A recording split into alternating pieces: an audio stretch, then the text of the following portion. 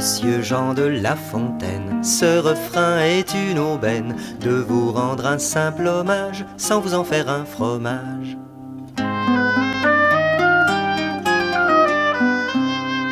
Vos histoires et vos fables sont toujours dans nos cartables. Du corbeau au laboureur, nous les connaissons par cœur. Monsieur Jean de La Fontaine, ce refrain est une aubaine de vous rendre un simple hommage sans vous en faire un fromage.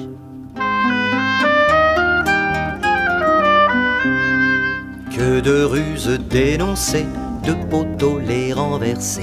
Autant de jolies façons de nous faire la leçon. Monsieur Jean de La Fontaine, ce refrain. La cigale et la fourmi. La cigale, ayant chanté tout l'été, se trouva fort dépourvue quand la bise fut venue. Pas un seul petit morceau de mouche ou de vermisseau. Elle alla crier famine chez la fourmi, sa voisine, la priant de lui prêter quelques grains pour subsister jusqu'à la saison nouvelle. « Je vous paierai, lui dit-elle, avant l'autre foi d'animal, intérêt principal. » La fourmi n'est pas prêteuse. C'est là son moindre défaut. « Que faisiez-vous au temps chaud, dit-elle à cette emprunteuse. Nuit et jour, à tout venant, je chantais, ne vous déplaise. Vous chantiez, j'en suis fort aise. Eh bien, dansez maintenant. »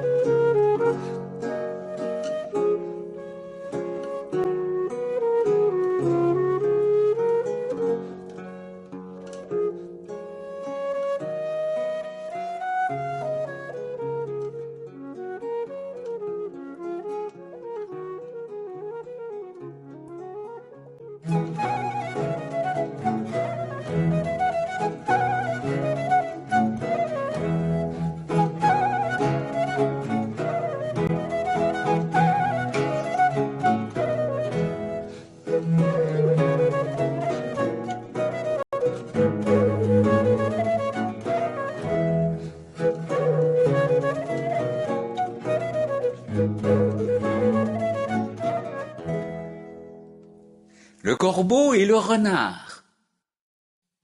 Maître Corbeau, sur un arbre perché, tenait en son bec un fromage. Maître Renard, par l'odeur alléchée, lui tint à peu près ce langage. « Bonjour, monsieur du Corbeau, que vous êtes joli, que vous me semblez beau. Sans mentir, si votre ramage se rapporte à votre plumage, vous êtes le phénix des hôtes de ces bois. » À ces mots, le corbeau ne se sent pas de joie, et pour montrer sa belle voix, il ouvre un large bec, laisse tomber sa proie. Le renard s'en saisit et dit « Mon bon monsieur, apprenez que tout flatteur vit aux dépens de celui qui l'écoute. Cette leçon vaut bien un fromage, sans doute. » Le corbeau, honteux et confus, jura, mais un peu tard, qu'on ne l'y prendrait plus.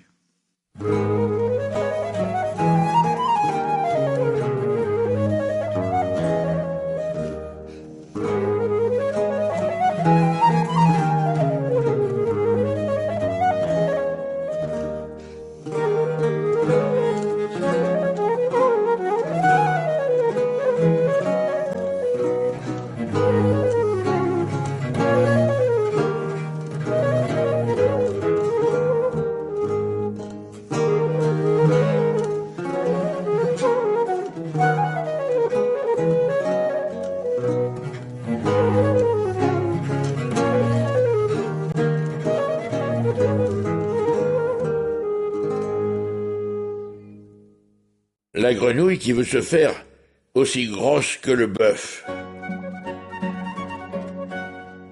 Une grenouille vit un bœuf qui lui sembla de belle taille.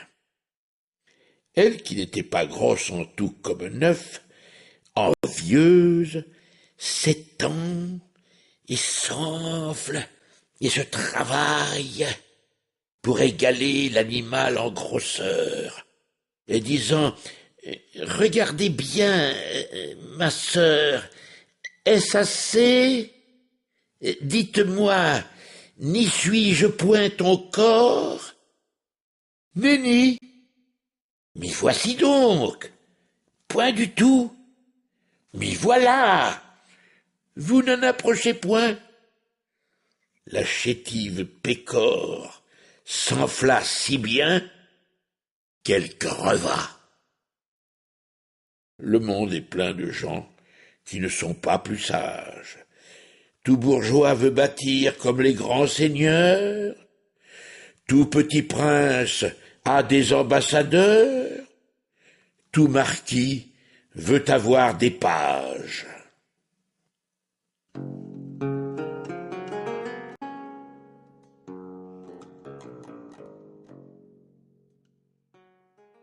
Les deux mulets. Deux mulets cheminaient, l'un d'avoine chargé, l'autre portant l'argent de la gabelle. Celui-ci, glorieux d'une charge si belle, n'eût voulu pour beaucoup en être soulagé. Il marchait d'un pas relevé et faisait sonner sa sonnette. Quand l'ennemi se présentant, comme il en voulait à l'argent, sur le mulet du fisc, une troupe se jette, le saisit au frein et l'arrête. Le mulet, en se défendant, se sent percé de coups. Il gémit, il soupire. « Est-ce donc là, dit-il, ce qu'on m'avait promis ?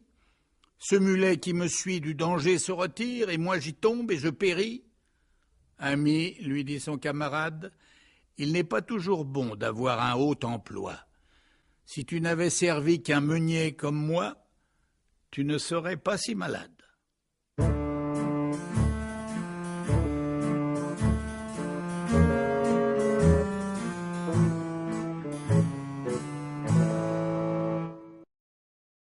Le loup et le chien. Un loup n'avait que les os et la peau, tant les chiens faisaient bonne garde. Ce loup rencontre un dogue, aussi puissant que beau, gras, poli, qui s'était fourvoyé par mégarde. L'attaquer, le mettre en quartier, sire loup lui fait volontiers, mais il fallait livrer bataille, et le matin était de taille à se défendre hardiment. Le loup dont l'aborde humblement, entre en propos et lui fait compliment sur son embonpoint qu'il admire. Il ne tiendra qu'à vous, beau sire, d'être aussi gras que moi, lui répartit le chien. Quittez les bois, vous ferez bien. Vos pareils sont misérables, cancres, airs et pauvres diables, dont la condition est de mourir de faim.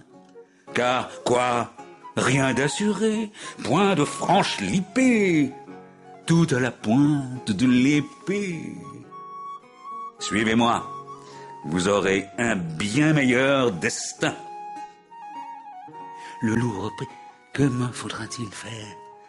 Presque rien, dit le chien. Donnez la chasse aux gens portant bâton et mendiants, flattez ceux du logis, à son maître complet, moyennant quoi votre salaire sera force relief de toutes les façons, eau de poulet, eau de pigeon, sans parler de maintes caresses. Le loup déjà se forge une félicité qui le fait pleurer de tendresse. Chemin faisant, il vit le col du chien pelé. « Qu'est-ce là ?» lui dit-il. « Rien. »« Mais quoi, rien ? Peu de choses. Mais encore. Le collier dont je suis attaché, de ce que vous voyez, est peut-être la cause. Attaché, dit le loup. Vous ne courrez donc pas où vous voulez. Pas toujours. Mais qu'importe, il importe aussi bien que de tous vos repas je ne veux en aucune sorte, et ne voudrais pas même à ce prix un trésor. Cela dit, Maître Loup s'enfuit et court encore.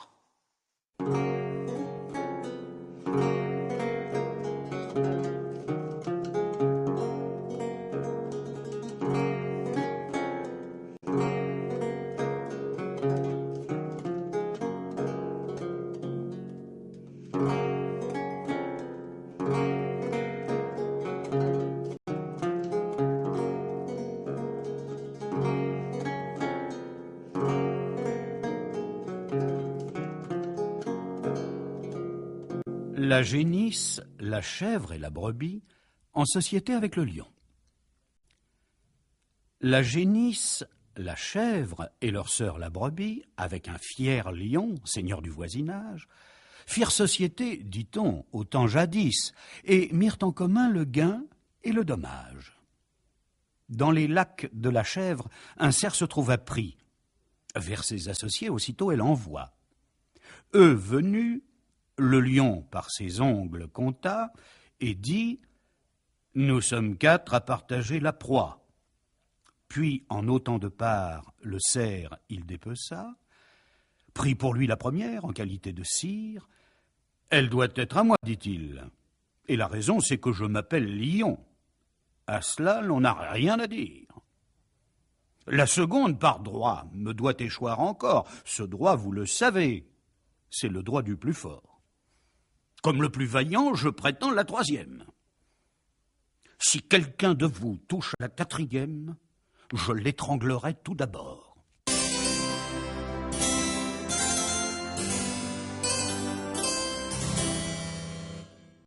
La besace. Jupiter dit un jour que tous ceux qui respirent s'en viennent comparaître au pied de ma grandeur. Si dans son composé quelqu'un trouve à redire, il peut le déclarer sans peur, je mettrai remède à la chose. Venez, singes, parlez le premier, et pour cause. Voyez ces animaux, faites comparaison de leur beauté avec les vôtres. Êtes-vous satisfait? Moi, dit-il, pourquoi non? N'ai-je pas 4 pieds aussi bien que les autres? Mon portrait jusqu'ici ne m'a rien reproché, mais pour mon frère l'ours, on ne l'a qu'ébauché. Jamais, s'il veut me croire, il ne se fera peindre. L'ours, venant là-dessus, on crut qu'il s'allait plaindre, tant s'en faut. De sa forme, il se loua très fort, glosa sur l'éléphant, dit qu'on pourrait encore ajouter à sa queue, ôter à ses oreilles, que c'était une masse informe et sans beauté. L'éléphant, ayant écouté, tout sage qu'il était, dit des choses pareilles. Il jugea qu'à son appétit, Dame Baleine était trop grosse. Dame Fourmi trouva le ciron trop petit, se croyant pour elle un colosse. Jupin les renvoya, s'étant censurés tous, du reste content d'eux.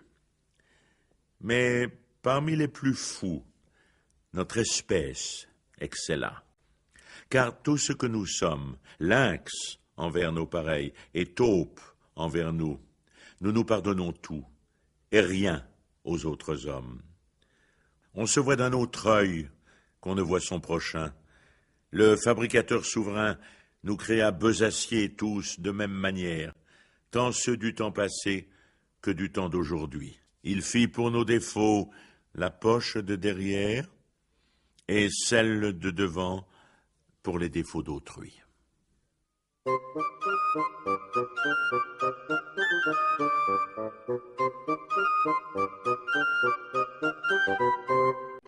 L'hirondelle et les petits oiseaux. Une hirondelle en ses voyages avait beaucoup appris.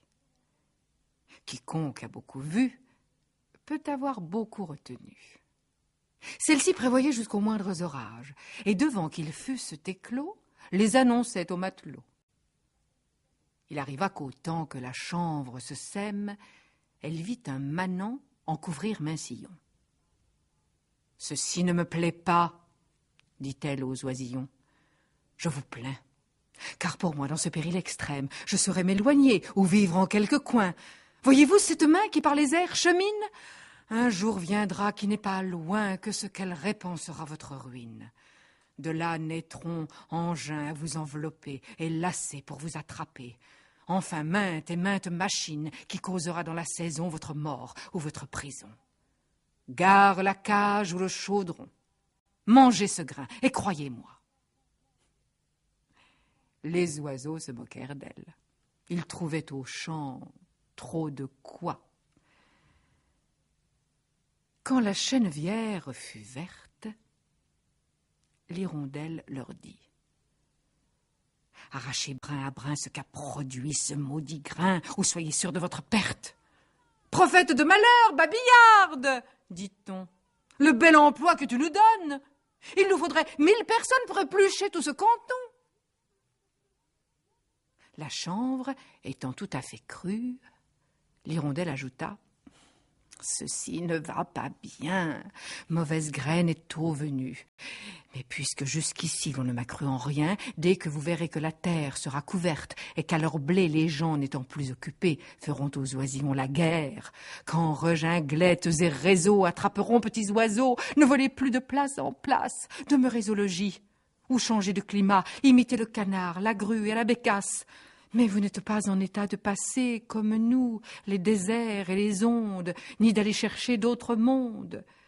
C'est pourquoi vous n'avez qu'un parti qui soit sûr, c'est de vous renfermer au trou de quelque mur. » Les oisillons, las de l'entendre, se mirent à jaser aussi confusément que faisaient les Troyens quand la pauvre Cassandre ouvrait la bouche seulement. Il en prit aux uns comme aux autres. Maint oisillon se vit esclave retenu. Nous n'écoutons d'instinct que ceux qui sont les nôtres, et ne croyons le mal que quand il est venu.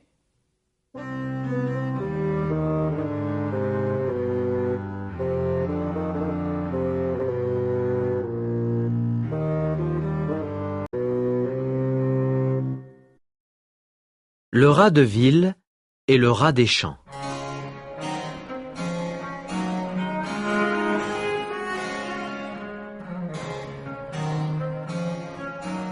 Autrefois, le rat de ville invita le rat des champs, d'une façon fort civile, à des reliefs d'ortolans. Sur un tapis de Turquie, le couvert se trouva mis. Je laisse à penser la vie que firent ces deux amis. Le régal fut fort honnête. Rien ne manquait au festin. Mais quelqu'un troubla la fête, pendant qu'ils étaient en train. À la porte de la salle, ils entendirent du bruit. Le rat de ville détale, son camarade le suit. Le bruit cesse. On se retire. Rats en campagne aussitôt. Et le citadin de dire: « Achevons tout notre rôt. » « C'est assez, dit le rustique. Demain vous viendrez chez moi. Ce n'est pas que je me pique de tous vos festins de roi, mais rien ne vient m'interrompre. Je mange tout à loisir. Adieu donc. Fille du plaisir que la crainte peut corrompre. » Le loup et l'agneau. La raison du plus fort est toujours la meilleure. Nous l'allons montrer tout à l'heure. Un agneau se désaltérait dans le courant d'une onde pure. Un loup survient à jeun qui cherchait aventure et que la faim en ces lieux attirait. Qui te rend si hardi de troubler mon breuvage? Dit cet animal plein de rage. Tu seras châtié de ta témérité. Sire, répond l'agneau, que votre majesté ne se mette pas en colère, mais plutôt qu'elle considère que je me vas désaltérant dans le courant plus de 20 pas au-dessous d'elle, et que par conséquent, en aucune façon je ne puis troubler sa boisson. Tu la troubles, reprit cette bête cruelle. Et je sais que de moi tu médis l'an passé. Comment l'aurais-je fait si je n'étais pas né? Reprit l'agneau. je tette encore ma mère. Si ce n'est toi, c'est donc ton frère. Je n'en ai point. C'est donc quelqu'un des tiens. Car vous ne m'épargnez guère, vous, vos bergers et vos chiens. On me l'a dit. Il faut que je me venge. Là-dessus, au fond des forêts, le loup l'emporte, et puis le mange, sans autre forme de procès. Les voleurs et l'âne. Pour un âne enlevé, 2 voleurs se battaient. L'un voulait le garder, l'autre le voulait vendre. Tandis que Coup de Poing trottait, et que nos champions songeaient à se défendre, arrive un 3e larron, qui saisit Maître Aliboron. L'âne, c'est quelquefois une pauvre province. Les voleurs sont tel ou tel prince, comme le Transylvain, le Turc et le Hongrois. Au lieu de 2, j'en ai rencontré 3. Il est assez de cette marchandise. De nul d'eux n'est souvent la province conquise. Un quart voleur survient, qui les accorde net, en se saisissant du baudet.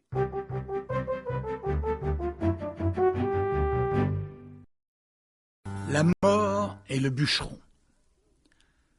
Un pauvre bûcheron, tout couvert de ramée, sous le fait du fagot, si bien que des anges gémissants et courbés marchaient à pas pesants, et tâchait de gagner sa chaumine enfumée. Enfin, n'en pouvant plus d'effort et de douleur, il met bas son fagot. Il songe à son malheur. Quel plaisir a-t-il eu depuis qu'il est au monde? En est-il un plus pauvre en la machine ronde, point de pain quelquefois, et jamais de repos? Sa femme, ses enfants, les soldats, les impôts, le créancier et la corvée lui font d'un malheureux la peinture achevée. Il appelle la mort. Elle vient sans tarder, lui demande ce qu'il faut faire. C'est, dit-il, afin de m'aider à recharger ce bois. Tu ne tarderas guère. Le trépas vient tout guérir. Mais ne bougeons d'où nous sommes, plutôt souffrir que mourir, c'est la devise des hommes.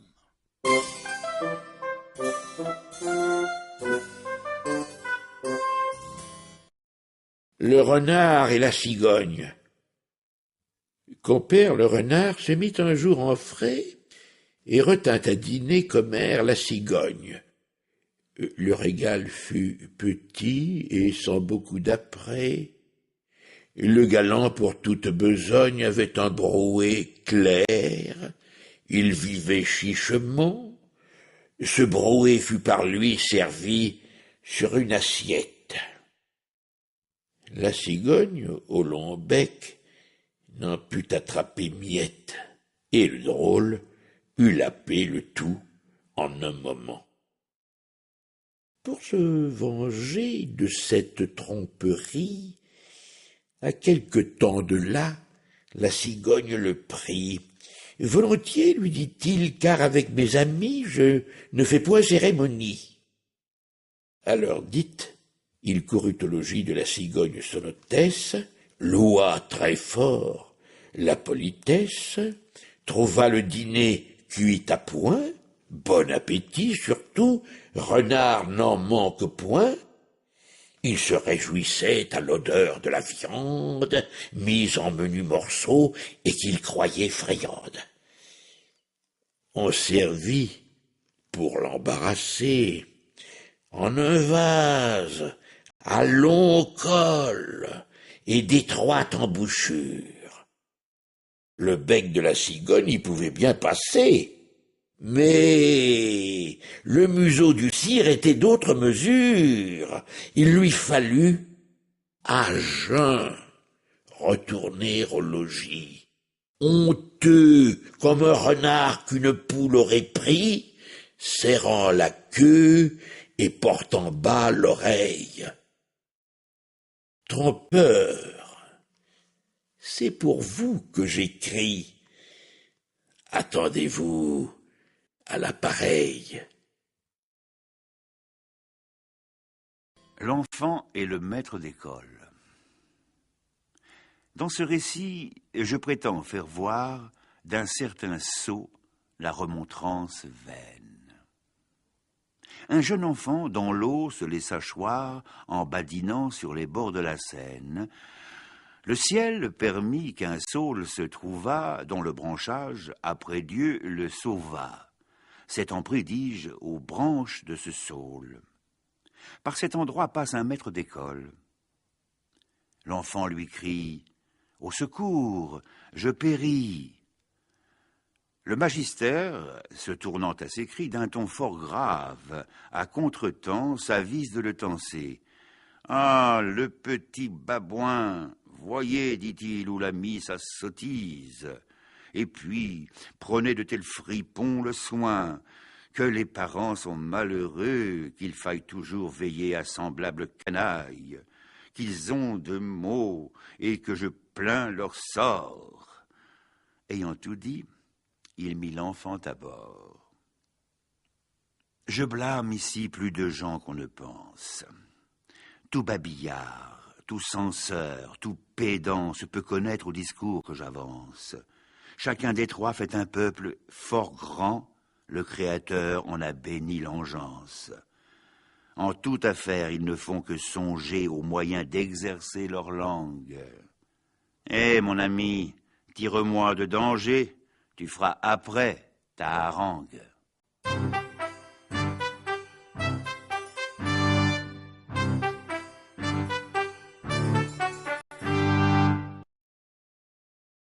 Le coq et la perle. Un jour un coq détourna une perle qu'il donna au premier lapidaire.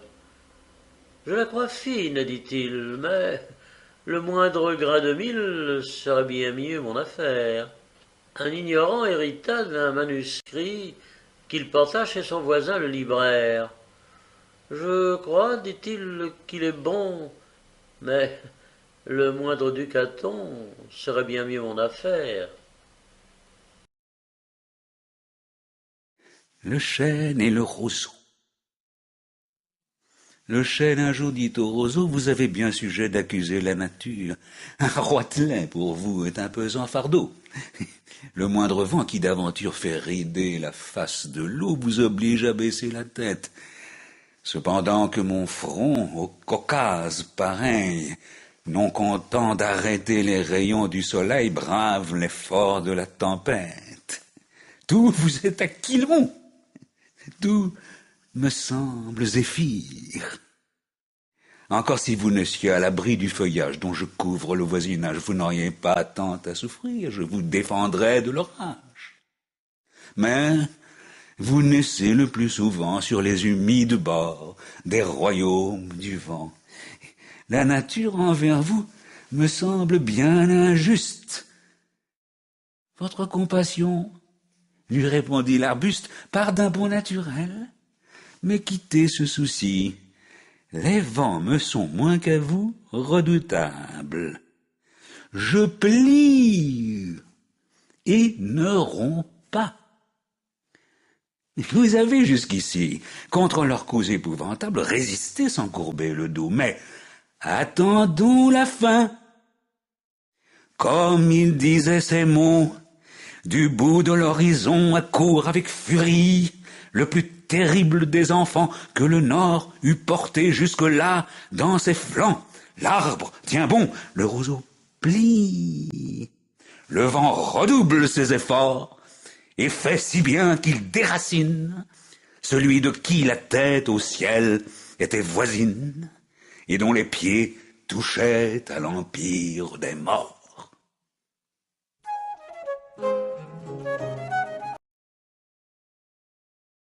Conseil tenu par les rats. Un chat, nommé Rodilardus, faisait de rats telle déconfiture que l'on n'en voyait presque plus, tant il en avait mis dedans la sépulture. Le peu qu'il en restait, n'osant quitter son trou, ne trouvait à manger que le quart de son sou. Et Rodilard passait chez la gente misérable non pour un chat, mais pour un diable. Or, Un jour qu'au haut et au loin, le galant alla chercher femme, pendant tout le sabbat qu'il fit avec sa dame, le demeurant des rats d'un chapitre en un coin sur la nécessité présente.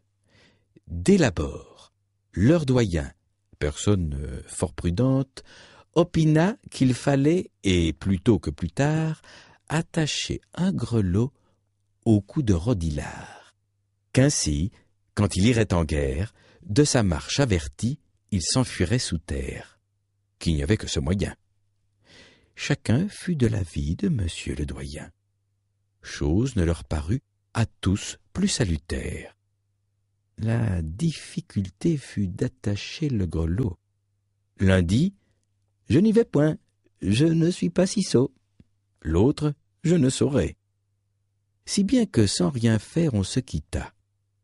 Et j'ai maints chapitres vus, qui pour néant se sont ainsi tenus. Chapitres non de rats, mais chapitres de moines, voire chapitres de chanoines. Ne faut-il que délibérer? La cour en conseillers foisonne. Est-il besoin d'exécuter? L'on ne rencontre plus personne. La chauve-souris et les deux belettes. Une chauve-souris donna tête baissée dans un nid de belettes. Et sitôt qu'elle y fut, l'autre, envers les souris de longtemps courroucées, pour la dévorer, accourut. « Quoi, vous osez, dit-elle, à mes yeux vous produire, après que votre race a tâché de me nuire? N'êtes-vous pas souris? Parlez sans fiction? Oui, vous l'êtes, ou bien je ne suis pas belette. » « Pardonnez-moi, dit la pauvrette, mais ce n'est pas ma profession. Moi, souris. Des méchants vous ont dit ces nouvelles. Grâce à l'auteur de l'univers, je suis oiseau. Voyez mes ailes. Vive l'agent qui fend les airs. Sa raison plut et sembla bonne. Elle fait si bien qu'on lui donne liberté de se retirer. 2 jours après, notre étourdi aveuglément se va fourrer chez une autre belette aux oiseaux ennemis. La voilà de rechef en danger de sa vie. La dame du logis, avec son long museau, s'en allait la croquer en qualité d'oiseau. Quand elle protesta qu'on lui faisait outrage, « Moi, pour-t-elle passer? Vous n'y regardez pas. Qui fait l'oiseau? C'est le plumage. Je suis souris. Vive les rats! Jupiter confonde les chats. » Par cette adroite repartie, elle sauva 2 fois sa vie. Plusieurs se sont trouvés qui, d'écharpes changeant, au danger, ainsi qu'elle, ont souvent fait la figue. Le sage dit, selon les gens, « Vive le roi! Vive la Ligue !»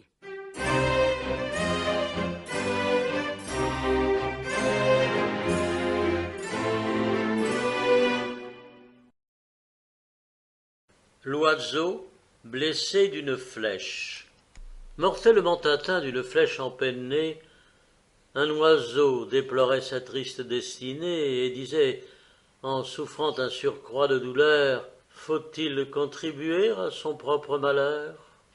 Cruels humains, vous tirez de nos ailes de quoi faire voler ces machines mortelles, mais ne vous moquez point, engeance sans pitié. Souvent il vous arrive un sort comme le nôtre. Des enfants de Japet, toujours une moitié fournira des armes à l'autre. » La lys et sa compagne. Une lys étant sur son terme et ne sachant tout mettre à un fardeau si pressant, fait si bien qu'à la fin sa compagne consent de lui prêter sa hutte où la lys s'enferme. Au bout de quelque temps, sa compagne revient. La lys lui demande encore une quinzaine. Ses petits ne marchaient, disait-elle, qu'à peine. Pour faire court, elle l'obtient. Ce second terme échu, l'autre lui redemande sa maison, sa chambre, son lit. La Lice, cette fois, montre les dents et dit « Je suis prête à sortir avec toute ma bande, si vous pouvez nous mettre hors. » Ces enfants étaient déjà forts. Ce qu'on donne aux méchants, toujours on le regrette. Pour tirer d'eux ce que l'on prête, il faut que l'on vienne au cou. Il faut plaider, il faut combattre. Laissez-leur prendre un pied chez vous, ils en auront bientôt pris 4. Le lion et le moucheron.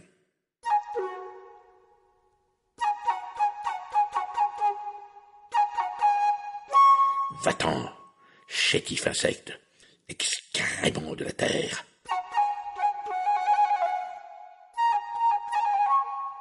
C'est en ces mots que le lion parlait un jour au moucheron. L'autre lui déclara la guerre. « Et penses-tu, lui dit-il, que ton titre de roi me fasse peur ni me soucie? Un bœuf est plus puissant que toi. Je le mène à ma fantaisie. »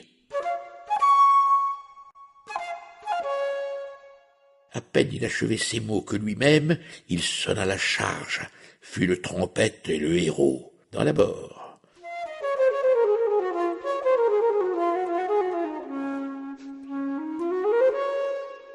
Il se met au large, puis prend son temps, fond sur le cou du lion, qu'il rend presque fou. Le quadrupède écume et son œil étincelle. Il rugit, on se cache, on tremble à l'environ, et c'est alarme universelle. Il l'ouvrage d'un moucheron. Un avorton de mouche en 100 lieues le harcèle, tantôt pique l'échine et tantôt le museau, tantôt entre au fond du naseau. La rage alors se trouve à son fait monter, l'invisible ennemi triomphe et rit de voir qu'il n'est ni griffes ni dents en la tête irritée, que de la mettre en sang ne fasse son devoir. Le malheureux lion se déchire lui-même, fait résonner sa queue alentour de ses flancs, bat l'air qui n'en peut mais, et sa fureur extrême le fatigue là-bas, le voilà sur les dents. L'insecte du combat se retire avec gloire, comme il sonna la charge, il sonne la victoire. Va partout l'annoncer, et rencontre en chemin l'embuscade d'une araignée. Il y rencontre aussi sa fin. Quelle chose par là nous peut être enseignée? Et j'en vois deux, dont l'une est qu'entre nos ennemis, les plus à craindre sont souvent les plus petits. L'autre, qu'au grand péril tel a pu se soustraire, qui périt pour la moindre affaire.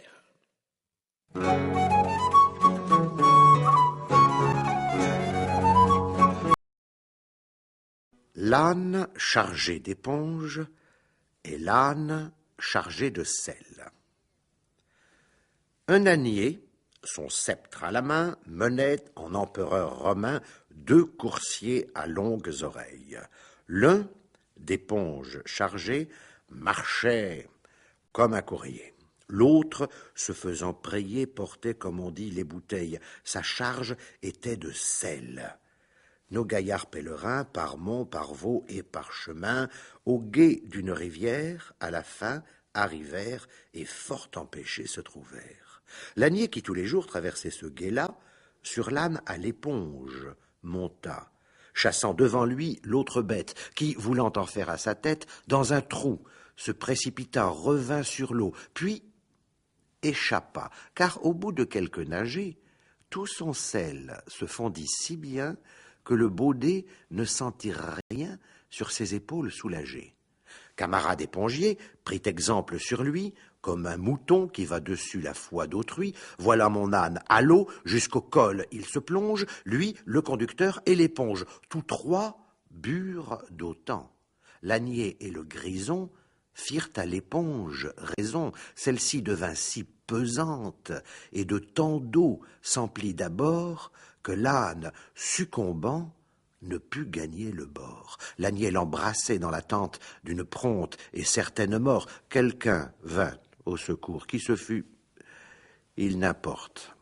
C'est assez qu'on ait vu par là qu'il ne faut point agir chacun de même sorte. J'en voulais venir à ce point.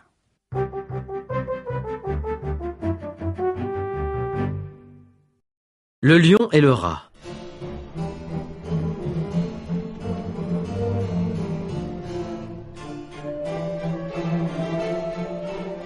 Il faut, autant qu'on peut, obliger tout le monde. On a souvent besoin d'un plus petit que soi.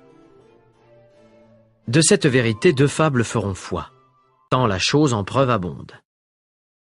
Entre les pattes d'un lion, un rat sortit de terre, à ses ailes étourdies. Le roi des animaux, en cette occasion, montra ce qu'il était et lui donna la vie. Ce bienfait ne fut pas perdu. Quelqu'un aurait-il jamais cru qu'un lion d'un rat eût affaire? Cependant, il avint qu'au sortir des forêts, ce lion fut pris dans des rets dont ses rugissements ne le purent défaire. Sire Rat accourut et fit tant par ses dents qu'une maille rongée emporta tout l'ouvrage. Patience et longueur de temps font plus que force ni que rage. La colombe et la fourmi. L'autre exemple est tiré d'animaux plus petits. Le long d'un clair ruisseau buvait une colombe. Quand sur l'eau se penchant, une fourmi y tombe. Et dans cet océan, l'on eût vu la fourmi s'efforcer, mais en vain, de regagner la rive. La colombe aussitôt usa de charité. Un brin d'herbe dans l'eau par elle étant jeté, ce fut un promontoire où la fourmi arrive. Elle se sauve, et là-dessus passe un certain croquant qui marchait les pieds nus. Ce croquant, par hasard, avait une arbalète. Dès qu'il voit l'oiseau de Vénus, il le croit en son pot et déjà lui fait fête. Tandis qu'à le tuer, mon villageois s'apprête, la fourmi le pique au talon. Le vilain retourne la tête, la colombe l'entend, part et tire de long. Le souper du croquant avec elle s'envole. Point de pigeon pour une obole.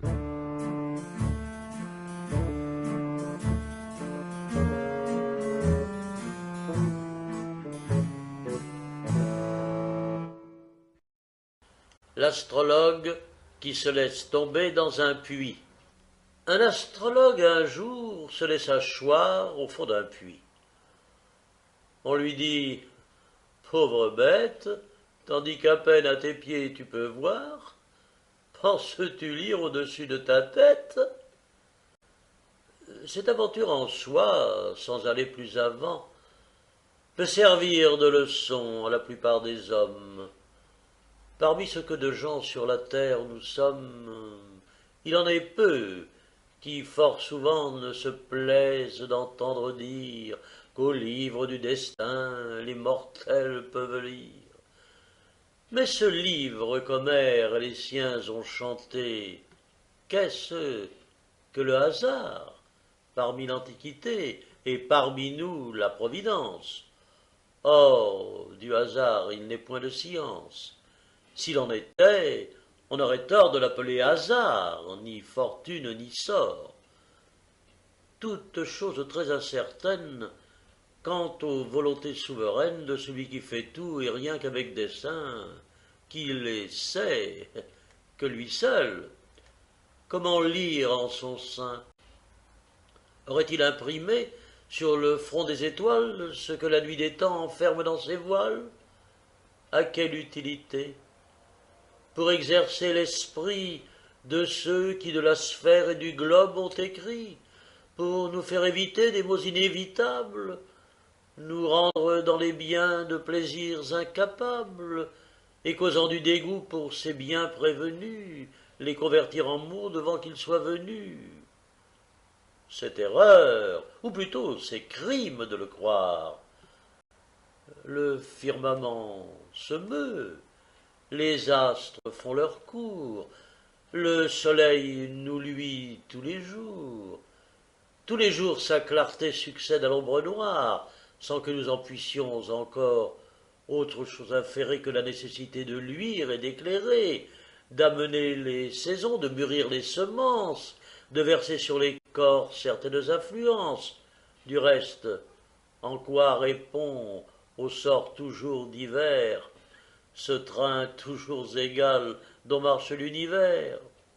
Charlatans, faiseurs d'horoscopes, quittez les cours des princes de l'Europe, emmenez avec vous les souffleurs tout d'un temps. Vous ne méritez pas plus de foi que ces gens. Je m'emporte un peu trop. Revenons à l'histoire de ce spéculateur qui fut contraint de boire. Outre la vanité de son art mensonger, c'est l'image de ceux qui bâillent aux chimères. Cependant qu'ils sont en danger, soit pour eux, soit pour leurs affaires. Le lièvre et les grenouilles. Un lièvre en son gîte songeait, car que faire en un gîte à moins que l'on ne songe? Dans un profond ennui, ce lièvre se plongeait. Cet animal est triste et la crainte le ronge. Les gens de naturel peureux sont, disait-il, bien malheureux. Ils ne sauraient manger morceaux qui leur profitent, jamais un plaisir pur, toujours assauts divers. Voilà comme je vis, cette crainte maudite m'empêche de dormir, sinon les yeux ouverts. Corrigez-vous, dira quelque sage cervelle, et la peur se corrige-t-elle? Je crois même qu'en bonne foi, les hommes ont peur comme moi. Ainsi raisonnait notre lièvre, et cependant faisait le guet. Il était douteux, inquiet, un souffle, une ombre, un rien, tout lui donnait la fièvre. Le mélancolique animal, en rêvant à cette matière, entend un léger bruit.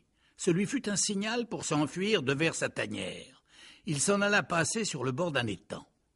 Grenouille aussitôt de sauter dans les ondes, grenouille de rentrer en leur grotte profonde. « Oh, dit-il, j'en fais faire autant qu'on m'en fait faire. Ma présence effraie aussi les gens, je mets l'alarme au camp. Et d'où me vient cette vaillance?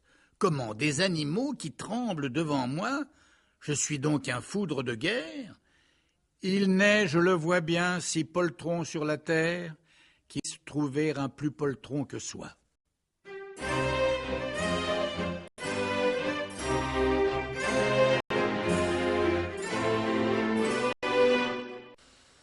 Le coq et le renard. Sur la branche d'un arbre était en sentinelle un vieux coq adroit et matois. « Frère, dit un renard adoucissant sa voix, nous ne sommes plus en querelle. Ben général, cette fois, je viens te l'annoncer, descends que je t'embrasse. Ne me regarde point de grâce, je dois faire aujourd'hui 20 postes sans manquer. Les tiens et toi pouvez vaquer sans nulle crainte à vos affaires. Nous vous y servirons en frères. Faites-en les feux dès ce soir. Et cependant, viens recevoir le baiser d'amour fraternel. » « Ami, reprit le coq, oh, je ne pouvais jamais apprendre une plus douce et merveilleuse nouvelle que celle de cette paix. Et ce m'est une double joie de la tenir de toi. Oh, je vois 2 lévriers, qui je m'assure sont courriers, que mon sujet on envoie. Ils vont vite et seront dans un moment à nous. Je descends, nous pourrons nous entrebaiser tous. Adieu, dit le renard, ma traité longue affaire. Nous nous réjouirons du succès de l'affaire une autre fois. Le galant, aussitôt, tire ses grecs, gagne au haut, mal content de son stratagème. Et l'autre vieux coq en soi-même se mit à rire de sa peur, car c'est double plaisir de tromper le trompeur. Le meunier, son fils et l'âne. L'invention des arts étant un droit d'aînesse, nous devons l'apologue à l'ancienne Grèce. Mais ce champ ne se peut tellement moissonner que les derniers venus n'y trouvent à glaner. La Feinte est un pays plein de terres désertes. Tous les jours nos auteurs y font des découvertes. Je t'en veux dire un trait, assez bien inventé, autrefois à Racan, Malherbe l'a conté.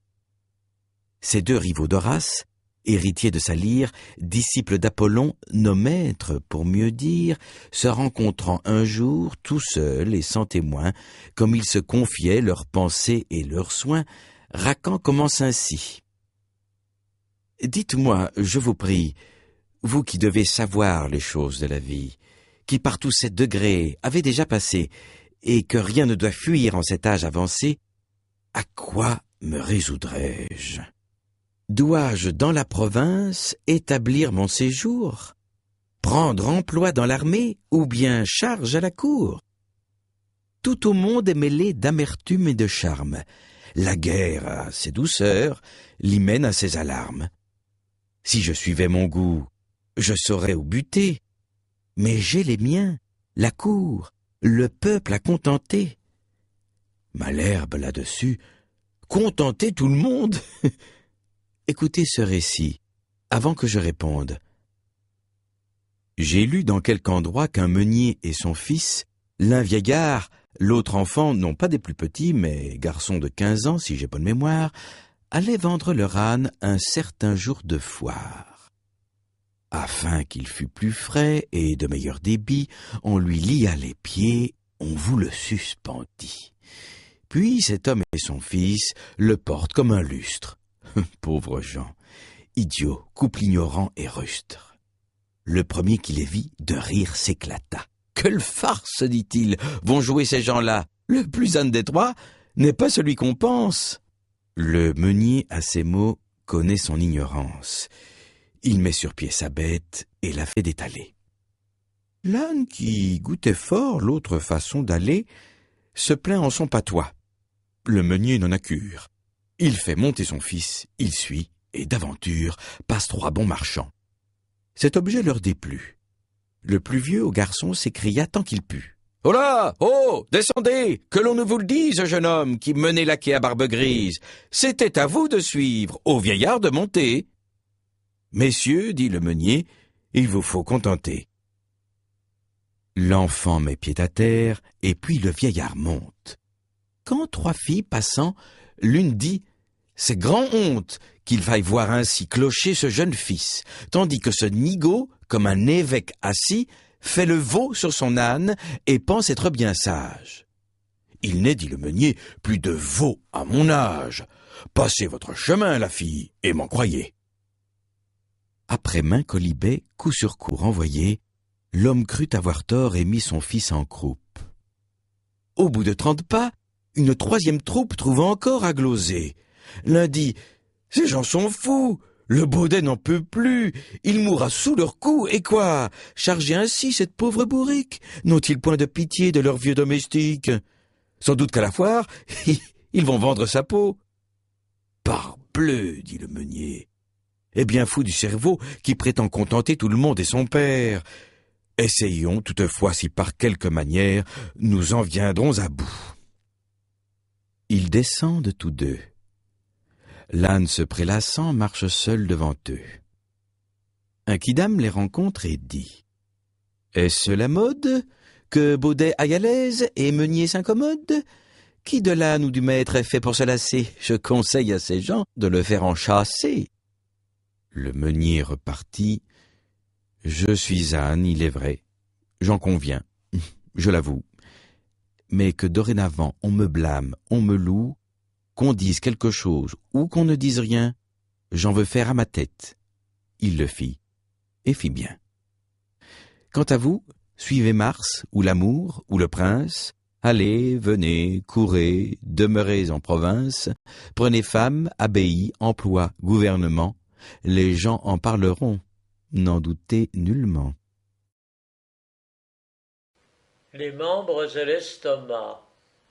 Je devais, par la royauté, avoir commencé mon ouvrage. À la voir d'un certain côté, messire Gaster en est l'image. S'il a quelque besoin, tout le corps s'en ressent. De travailler pour lui, les membres se lassant, chacun d'eux résolu de vivre en gentilhomme, sans rien faire, alléguant l'exemple de Gaster. Il faudrait, disait-il, sans nous qu'il vécût d'air. Nous suons, nous peinons comme bêtes de somme, et pour qui? Pour lui seul, nous n'en profitons pas. Notre soin n'aboutit qu'à fournir ses repas. Chaumont, c'est un métier qu'il veut nous faire apprendre. Ainsi dit, ainsi fait. Les mains cessent de prendre, les bras d'agir, les jambes de marcher. Tous dirent à Gaster qu'il en alla chercher. Ce leur fut d'une erreur dont ils se repentirent. Bientôt les pauvres gens tombèrent en langueur. Il ne se forma plus de nouveau sang au cœur. Chaque membre en souffrit. Les forces se perdirent. Par ce moyen, les mutins virent que celui qu'ils croyaient oisif et paresseux, à l'intérêt commun contribuait plus qu'eux. Ceci peut s'appliquer à la grandeur royale. Elle reçoit et donne, et la chose est égale. Tout travaille pour elle, et réciproquement, tout tire d'elle d'aliments. Elle fait subsister l'artisan de ses peines, enrichit le marchand, gage le magistrat, maintient le laboureur, donne paye aux soldats, distribue en 100 lieues ses grâces souveraines, entretient seul tout l'État. Ménénius le sut bien dire. La commune s'allait séparer du Sénat. Les mécontents disaient qu'ils avaient tout l'empire, le pouvoir, les trésors, l'honneur, la dignité, au lieu que tout le mal était de leur côté, les tributs, les impôts, les fatigues de guerre. Le peuple hors des murs était déjà posté, et la plupart s'en allaient chercher une autre terre, quand Ménénius leur fit voir qu'ils étaient aux membres semblables, et par cet apologue insigne entre les fables, les ramena dans leur devoir. Le loup devenu berger. Un loup qui commençait d'avoir petite part aux brebis de son voisinage, crut qu'il fallait céder de la peau du renard et faire un nouveau personnage. Il s'habille en berger, endosse un hoqueton, fait sa houlette d'un bâton, sans oublier la cornemuse. Pour pousser jusqu'au bout la ruse, il aurait volontiers écrit sur son chapeau « C'est moi qui suis Guillot, berger de ce troupeau ». Sa personne étant ainsi faite, et ses pieds de devant posés sur sa houlette, Guillot, le sycophante, approche doucement. Guillot, le vrai Guillot, étendu sur l'herbette, dormait alors profondément. Son chien dormait aussi, comme aussi sa musette. La plupart des brebis dormaient pareillement. L'hypocrite les laissa faire. Et pour pouvoir mener vers son fort les brebis, il voulut ajouter la parole aux habits, chose qu'il croyait nécessaire, mais cela gâta son affaire. Il ne put du pasteur contrefaire la voix. Le ton dont il parla fit retentir les bois et découvrit tout le mystère. Chacun se réveille à ce son, les brebis, le chien, le garçon, le pauvre loup. Dans cet esclandre, empêché par son hoqueton, ne put ni fuir, ni se défendre. Toujours par quelque endroit, fourbe se laisse prendre. Quiconque est loup, agisse en loup. C'est le plus certain de beaucoup.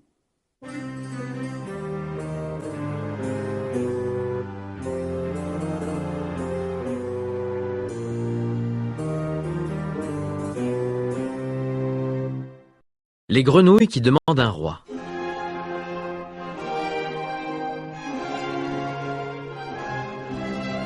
Les grenouilles, se lassant de l'état démocratique, par leur clameur firent tant que Jupin les soumit au pouvoir monarchique. Il leur tomba du ciel un roi tout pacifique. Ce roi fit toutefois un tel bruit en tombant que la gente marécageuse, gente fort sotte et fort peureuse, s'alla cacher sous les eaux, dans les joncs, dans les roseaux, dans les trous du marécage, sans oser de longtemps regarder au visage celui qu'elle croyait être un géant nouveau. Or, c'était un soliveau, de qui la gravité fit peur à la première, qui de le voir s'aventurant, osa bien quitter sa tanière. Elle approcha, mais en tremblant. Une autre la suivit, une autre en fit autant. Il en vint une fourmilière, et leur troupe, à la fin, se rendit familière, jusqu'à sauter sur l'épaule du roi. Le bon sire le souffre, et se tient toujours coi. Jupin en a bientôt la cervelle rompue. « Donnez-nous, dit ce peuple, un roi qui se remue !» Le monarque des dieux leur envoie une grue, qui les croque, qui les tue, qui les gobe à son plaisir. Et Grenouille de se plaindre, et Jupin de leur dire « Et quoi? Votre désir à ces lois croit-il nous astreindre? Vous avez dû premièrement garder votre gouvernement, mais ne l'ayant pas fait, il vous devait suffire que votre premier roi fût débonnaire et doux. De celui-ci contentez-vous, de peur d'en rencontrer un pire. » Le renard et le bouc. Capitaine Renard allait de compagnie avec son ami Bouc, des plus hauts encore nés. Celui-ci ne voyait pas plus loin que son nez. L'autre était passé maître en fait de tromperie. La soif les obligea de descendre en un puits. Là, chacun d'eux se désaltère. Après qu'abondamment tous deux en eurent pris, le renard dit au bouc: « Que ferons-nous, compère? Ce n'est pas tout de boire, il faut sortir d'ici. Lève tes pieds en haut, et tes cornes aussi, mets-les contre le mur. Le long de ton échine, je grimperai premièrement, puis sur tes cornes mets le vent, à l'aide de cette machine, de ce lieu-ci je sortirai. Après quoi je t'en tirerai. » Par ma barbe, dit l'autre, il est bon, et je loue les gens bien sensés comme toi. Je n'aurais jamais, quant à moi, trouvé ce secret, je l'avoue. Le renard sort du puits, laisse son compagnon, et vous lui faites un beau sermon pour l'exhorter à patience. Si le ciel t'eût, dit-il, donné par excellence autant de jugement que de barbe au menton, tu n'aurais pas, à la légère, descendu dans ce puits. Or, adieu, j'en suis hors. Tâche de t'en tirer et fais tous tes efforts, car pour moi, j'ai certaine affaire qui ne me permet pas d'arrêter en chemin. En toute chose, il faut considérer la fin.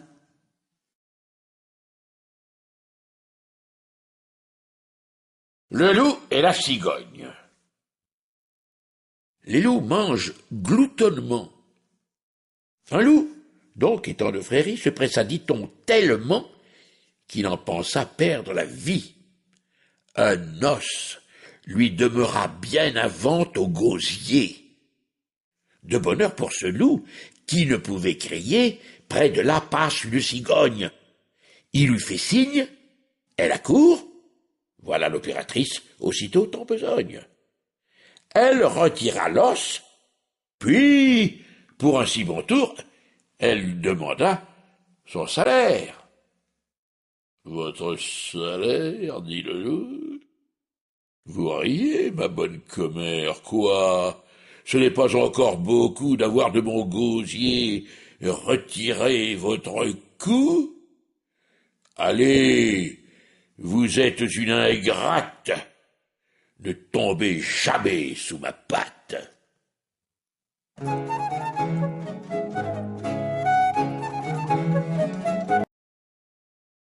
Le renard et les raisins. Certains renards gascon, d'autres disent normand, mourant presque de faim, vit au haut d'une treille des raisins mûrs apparemment et couverts d'une peau vermeille. Le galant en eût fait volontiers un repas, mais comme il n'y pouvait atteindre,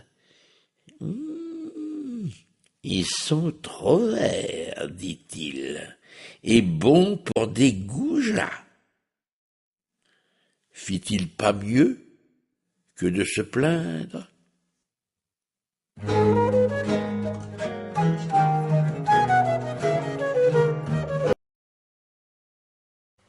Les loups et les brebis.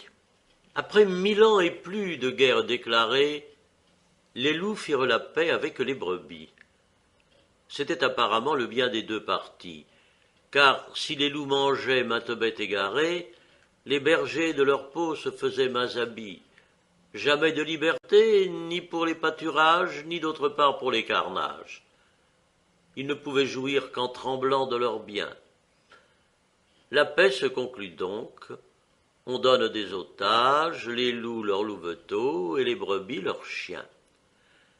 L'échange en étant fait aux formes ordinaires et réglé par des commissaires, au bout de quelque temps que messieurs les louvats se virent loups parfaits, friands de tuerie, ils vous prennent le temps que dans la bergerie messieurs les bergers n'étaient pas, étranglent la moitié des agneaux les plus gras, les emportent aux dents, dans les bois se retirent.